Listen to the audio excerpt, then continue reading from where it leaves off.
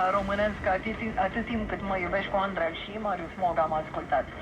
Programul Made in România, cum vă spuneam înainte de Radio Jurnal, derulată Bursa de Valori București, care își propune să sprijine firmele cu capital majoritar românesc să se dezvolte și să se financeze prin intermediul pieței de capital, a ajuns la cea de-a 6-a ediție și urmează să-și desemneze semifinalistele.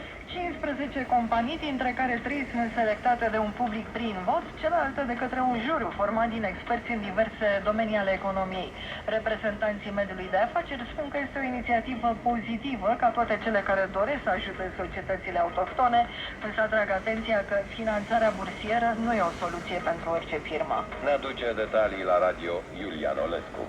Sunt eligibile pentru participarea în programul Made in Romania companiile care au în structura acționariatului minimum 51% persoane fizice sau juridice rezidente, cu o activitate de minimum 3 ani sau cu o cifră de afaceri în ultimul an de raportare cel puțin egală cu 250.000 de euro, indiferent de dimensiune, industrie sau domeniul de activitate. Principalele beneficii